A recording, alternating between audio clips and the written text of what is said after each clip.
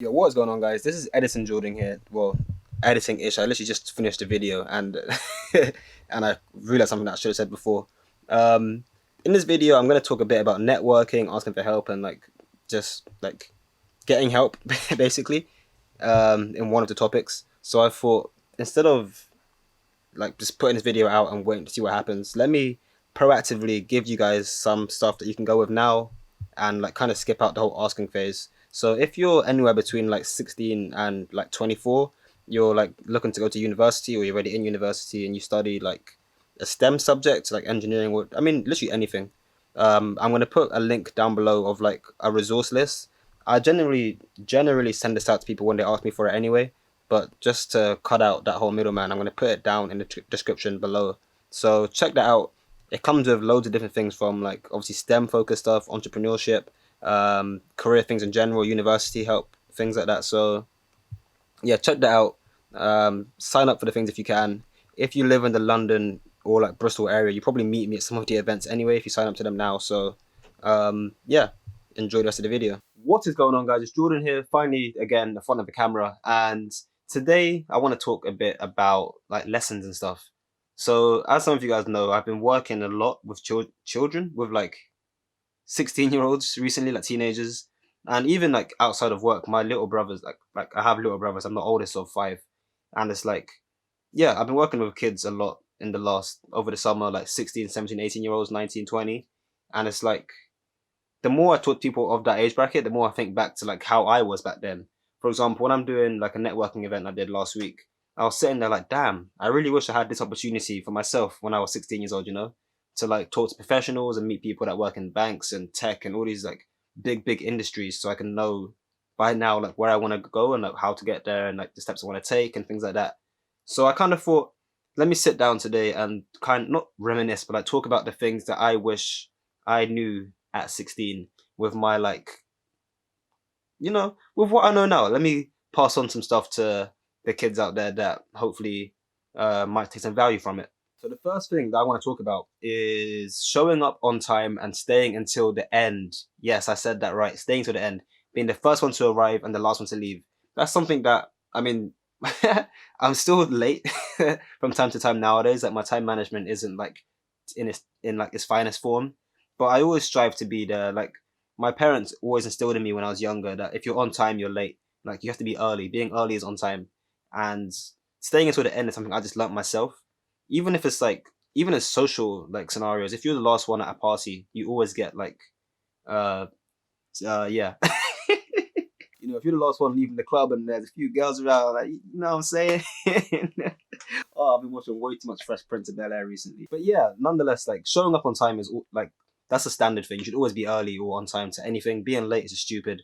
And staying until the end is also the other side of that. Because if you think about it, if someone comes in 5 minutes late and they leave 5 minutes early, even though in the head it's oh, it's only 5 minutes, in as far as you should be able to say, that's a whole 10 minutes lost. Whether that be of talking to people or of presenting yourself if it's an interview or just anything in general. Or if it's a lecture like at uni or a class, you're missing 10 minutes of learning that you wouldn't have got had you just been on time and left when it finished. And going back into what I was saying before, being there 5 minutes early, showing up and leaving 5 minutes late, sorry, that's an additional 10 minutes. Just by being early and leaving last compared to being the last to arrive and first to leave, that's an extra 20 minutes minimum in most cases where you can, pitch your case even more, you can talk to more people, you can do more of this, more of that. And it's just such a good lesson that I wish I knew back then. And to be fair, I wish I was better at now. Just showing, to be fair, I'm always last one to leave in most cases, but being on time is so important. So that is lesson number one. Lesson number two, which should have been number one, I guess, is probably the most important thing that I can talk about in this video, and that is addressing existing trauma. Addressing existing trauma. For me as an individual, this stems from things like family issues, for example, or finance issues, or things with friends and stuff that when you're young, it's oh, I'll get over it. It's not that deep. It's not a big deal. But I mean, most of the time, it's not. Most of these problems don't really matter. If someone's talking smack behind your back, okay, you do you. But there are some things that people do have traumatic experiences, not necessarily in war and stuff, but let's say if you're abused or obviously this is a heavy issue, but things that can happen in your life that you just don't address at the time. Like counseling and therapy is so underrated, and I'm happy that the whole taboo about it is like there's a conversation now about mental health, which is really, really important. But like the longer you take to address the things that happened to you in your past, just the slower you're gonna move going forward. Think about it as like weight on your back that you're carrying around, and you can't go as fast because you also have this big backpack of, existing trauma. So, lesson number two is like address that, get that out of your system. Whether that be writing it down in a blog, like what I started doing, or talking about it on YouTube, or seeing a counselor, going to therapy, even just talking to your friends about it. Like one of the things that I had a counselor way back, and one of the things that he said, like an analogy he gave was your head is kind of like like a sink, and if someone turns on the faucet or the tap or whatever, that's all the problems and issues and stress coming in. And think about that in like real life. If you have a bathtub and you just keep filling it with water, eventually it's gonna fill and overflow, and like it's gonna be a mess, right? So at some point you need to, pull the plug out, let some of that water wash away, and just have an outlet. And that's the analogy he gave, and that's the same thing that I can say to you guys now. Like especially as men, where I feel like the whole men don't cry, blah blah blah mentality that I talked about before actually in my blog. I'll link that in the description below. I guess like toxic masculinity is the topic of that, I suppose. But it's like the whole concept of like keeping things bottled up and like letting all of that stress and trauma like become like part of who you are. It's just such a bad thing to do, especially at a young age, because you're a lot more likely to like flip out and just do dumb things and yeah, like address that. So that's lesson number two, address existing trauma. So lesson number three, that ties in very closely with that, with the last point, and I guess kind of ties everything together in a nutshell. It's like asking for help, or at least knowing when to ask for help. Me, like, I was always a smart one. I was always like top of the class. I was always doing well. So for me to ask for help was like a big, big no-no. It's like, oh, look, like the smart kid's asking for help. He's not that smart after all. And even though like no one obviously would have said that, that that goes into the whole like existing trauma thing. I was always like, oh, I can't let it slip. I can't let people think that I'm not the smartest in the class. I always have to be that person. And even though it's something that happens to me, I can tell a lot of other people do that. Where they're like, nah, I can do everything. I'm Superman. I can do 10 things in a day and blah blah blah. I don't need help. When at the end of the day, like you might not need help, but like why not? It's there. It's like if you think of help as money, if someone's saying like, oh, here's £10, it's like I don't need £10, but why are you like you don't not need it either. It can help and it can take you a very long way. So just knowing when to ask for help is probably more of a strength than a weak. I mean, it's not a weakness at all. Asking for help is not a weakness, and knowing that, like being self-aware and knowing where your limits are, saying like, okay, I'm pretty good at doing this, but I'm not the best, whereas that person's better than me at this particular thing. It's not admitting defeat. It's not saying that you can't do things. It's saying that you know where you are. You're aware of your strengths and weaknesses, and you're doing what you can to make the most of it. You're fixing your problems almost. I feel like we as a generation are a lot better at that nowadays than people were in the past anyway. Like my parents, for example, always say like, "Oh, why is my phone going off?"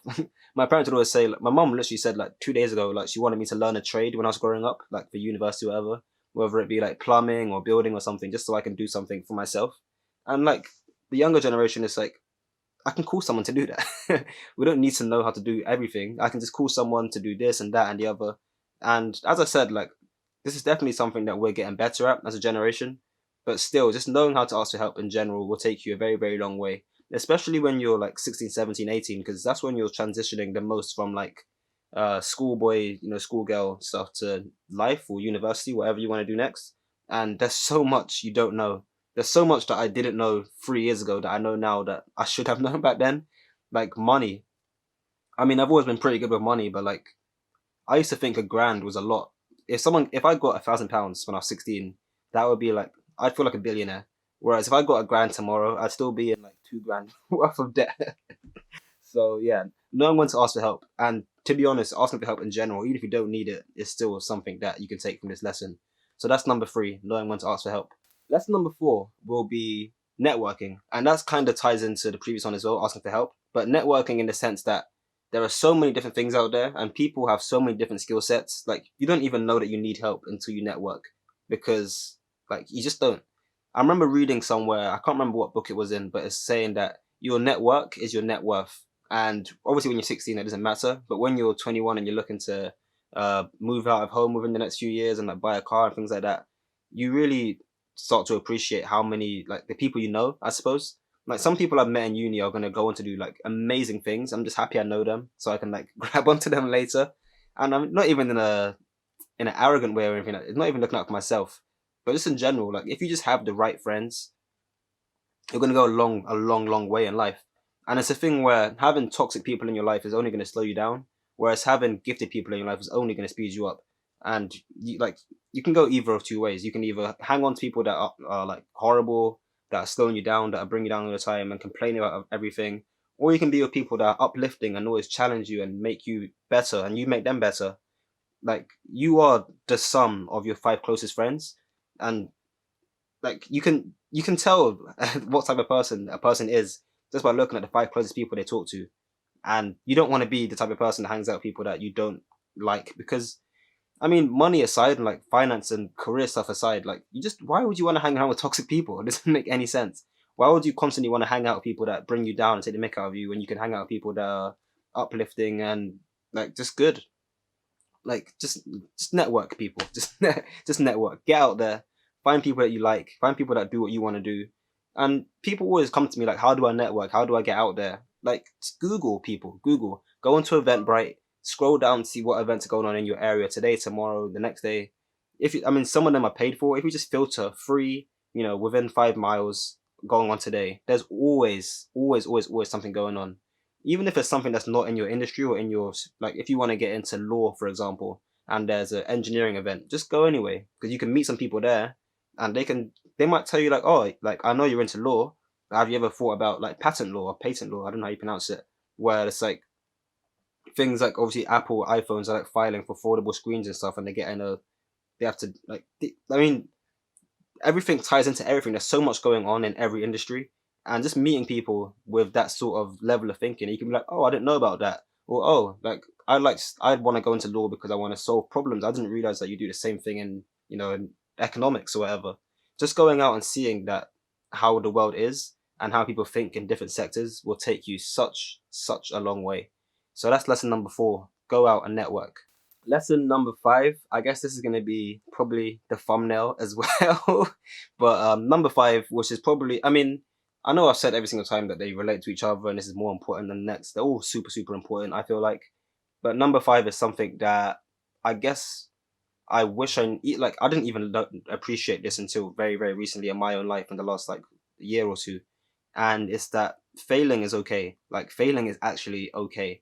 You go through a phase in life where it's like, oh, I gotta get this right, I gotta get this perfect. Like for me, even for me with this whole YouTube channel, I didn't want to upload a video for a good like 6 months because I was like, nah, this isn't good enough. It's gotta be, the bomb, the perfect video. But the truth is, if you actually care about anything you're doing, the first like 10 years worth of effort is gonna be trash because you're gonna get better as you go along.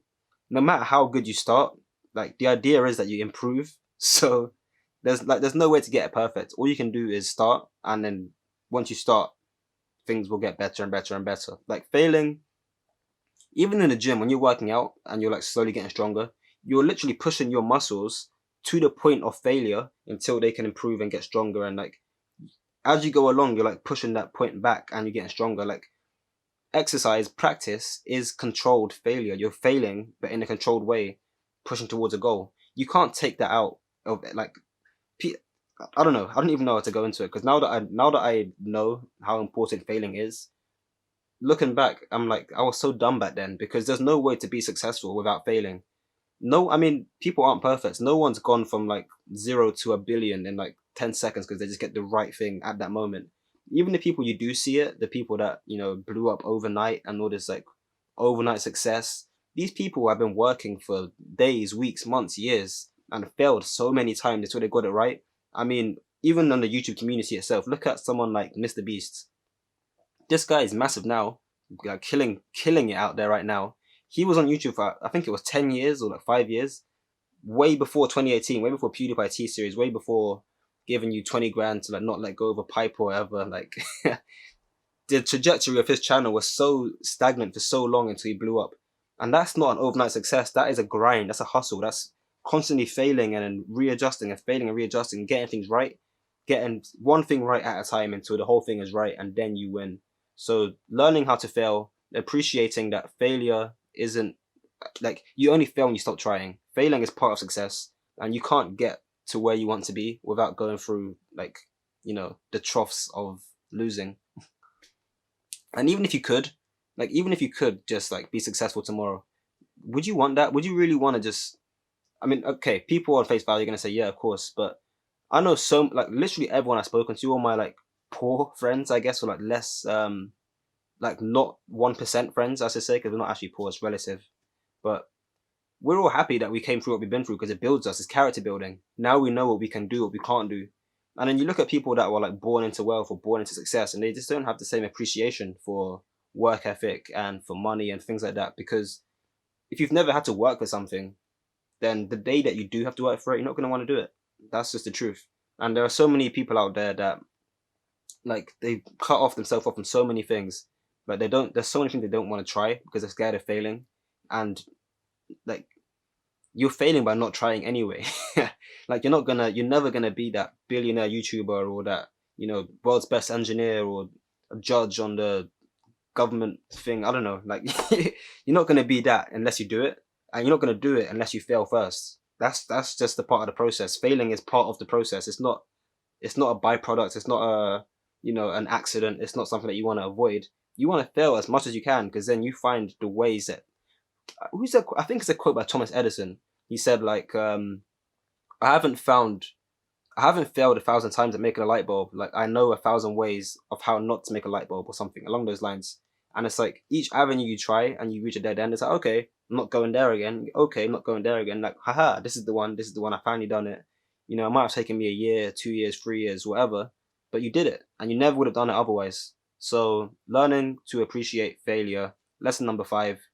And yes, that marks the end of this video. I think those are about 5, if not 6, 7 tips of what I would tell 16-year-old me. And like, obviously I have more nuggets of information, but that's all going to be saved in the future for 2-Minute Tuesday videos. So let me, tap out now, Wakanda forever.